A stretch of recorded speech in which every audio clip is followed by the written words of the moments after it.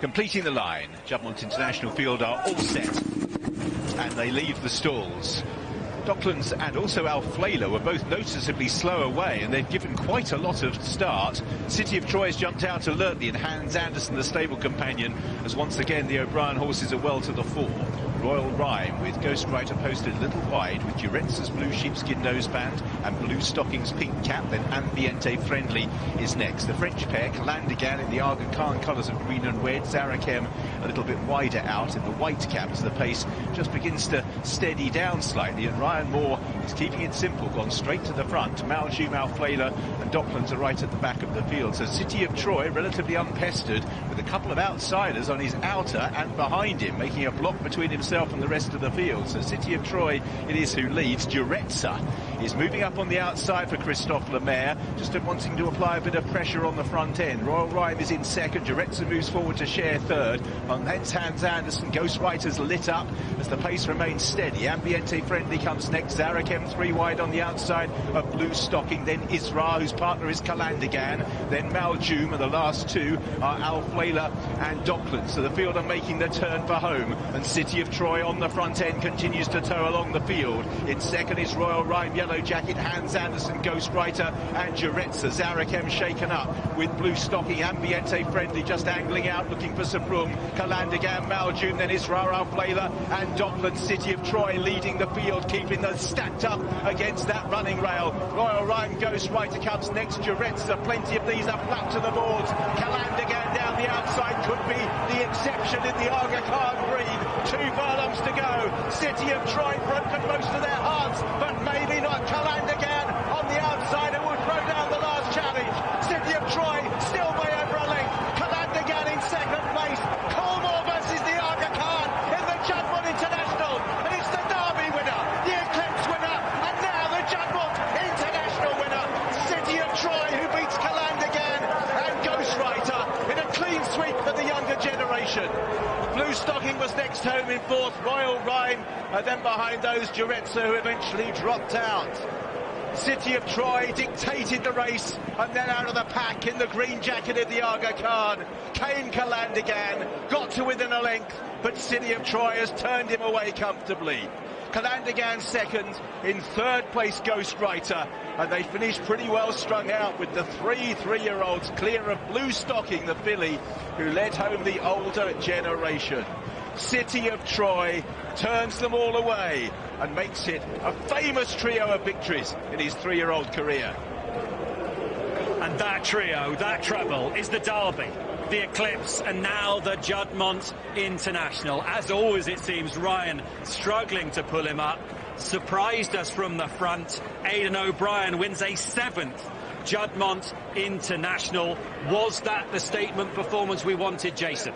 It was a spectacular performance from the horse, make no mistake. But as we've seen today, tactics unbelievably played by Ryan, by Aidan, by the team. Why? You remember him as a juvenile, Ed. He went out, he made all the running, and we never saw which way he went. This year, we've decided to, or we've seen him dropped in, being ridden completely different. His Derby win was spectacular from the back of the pack. And here, Ryan up on the front end. Calandigan has ran a Herculean race to finish second, but Aidan, again, and also, Ed, always down the centre of the racecourse. Where did they go? Old school, up against that far rail, and made it difficult for the riders. I have to say, I don't know if that was always their original plan. I think after the way that the today is worked out with the pace, and obviously Ryan's ridden in the first couple of races, I think he's just kind of gone, right, we're going to do this instead. Well, we were all expecting Hans Andersen to jump out and go to the front, weren't we? And then he didn't. Was that maybe a bit of a clever tactical move? Everyone expecting that horse to go and slotting in behind, whereas Ryan took the ball by the horns and went, OK, right, I'm going to go to the front. Because he's made the running before. So. Exactly, he's good from the front. Last year, he was super dominant on the front end, wasn't he? He was just far too good. From the starting stalls, it's an angle as they jump, and for 2 strides, Ryan has set him straight into the bridles. It's a course record by some distance, largely because wind assisted down the straight with the 3-year-olds. 1, 2, 3. A course record for City of Troy. Calandigan ran a huge race in second, Adele. Yeah, an absolute blinder, and we kind of half thought, obviously, with Space Legend not really kind of boosting the form, what really did he beat that day? But my word, when he gets going, like he really did put a little bit of distance between himself and the rest of the field. Like he's got some stride on it. We saw a good puff of the cheeks, both from the trainer, Aidan O'Brien, and Ryan Moore there as well. Jason, has this answered the question? Oh, it's still, look, they've turned up. Everybody has turned up to give him a race this afternoon, haven't they? And look at the way he handles himself afterwards. The beauty of it, I think, is it still leaves us a little bit of a question. Why? Because we want to see somebody try and take him on, don't we? Again, super dominant, brilliant ride. He's wonderful. He is a wonderful, wonderful racehorse. But what will we see when he's taken on again? And the crowd getting a chance to salute the Juddmonte winner, joining that list of greats to have won this race. Pat Keating, all smiles on the left. Familiar figure, of course, Dave Hickey as well on the other side, leading up the winner, who now parade in front of the grandstands here. On both sides, to Ryan's right, is the clock tower enclosure where people have paid 15 quid to be here on Juddmonte International Day and can bring their picnics. On the left, the main stand for Dave Smyre and the Ebor, and they can salute a brilliant winner. He has delivered. We went to see the Terry's building. We often talk about the temperament, don't we? And the way he is after producing, I think, over a second, by a second, the course record, lowering that is remarkable. And they were keen to use his stamina, weren't they? Because they know that he stays further. They know he's got that massive stride. They know he liked the ground today. He can really float when he gets going. For not the biggest horse in the field, he's got a big stride. And when he stretches out, he really eats up that ground. And you talk about the temperament. Look at him there. The ears pricked, taking it all in. He's only a 3-year-old. He's had a busy enough time at the highest level. A lot of pressure heaped on his shoulders. And he's taking it all in. Well, Ryan Moore has just paraded to rapturous applause, and the look in Ryan's eye when he was speaking to MV Magnier just now really told everything. Words weren't needed. Ryan, for all that he won the Derby and he won the Eclipse, did we just go back to basics with City of Troy from his juvenile brilliant career? Yeah, look, to be honest, there's not much point saying too much. As the boss said the last day, we let the horse do the talking, and you know, he's come out and done it again. And he's an exceptional 2-year-old. We had one bad day, still got the job done in the Eclipse, and you know, he's put together a very good record.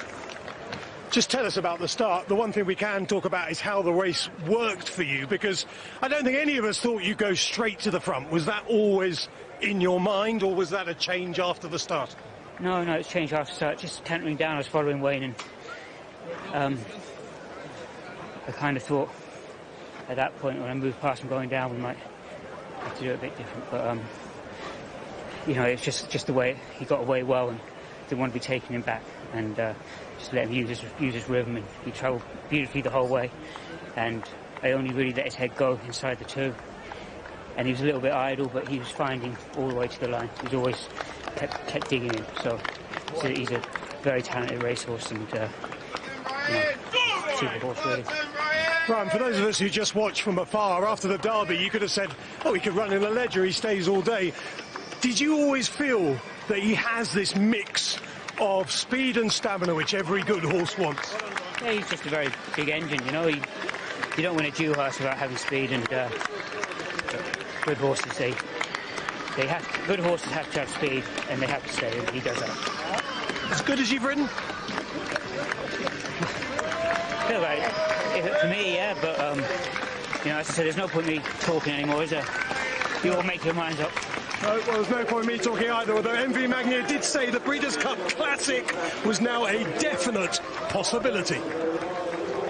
And there is MV on the left looking thrilled. Let's enjoy these scenes.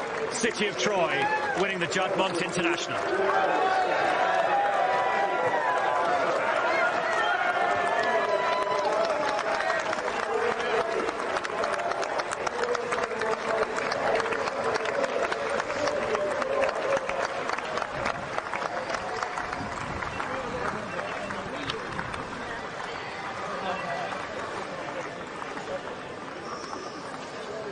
He went off rock solid, 5-4, never deviated in the minutes before the race. Calandigan, big run again for Francis Graffad. Has had such a good season in this country, second at 13-2. A huge credit to Richard Kingscliff, Clive Cox and Jeff Smith, who is here in his colours, ghostwriter. They said he'd run better on this ground. He most certainly did. Third in the Eclipse, third in the Juddmonte International. He deserves a big race before the season is out. Ruby Walsh, you said seeing is believing. What are you thinking now?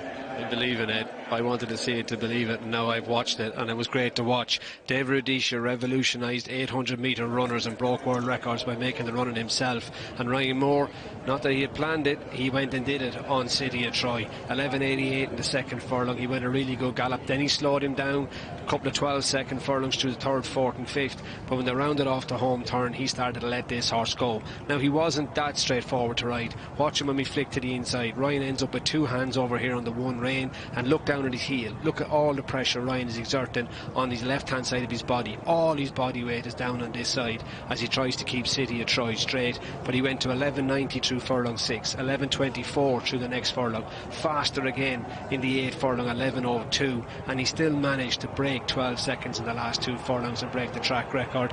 He wanted to see it to believe it, and I think the way Ryan Moore has ridden him today will set him up for a Breeders' Cup Classic, because on the dirt he'll have to go hard early, and that is what this horse's forte is. He's all pace. He's able to go fast, keep going and outstay his rivals. Calandigan has run a cracker in second, but I wanted to see it. I have seen it, and I now believe. And I think a lot of people will agree with that.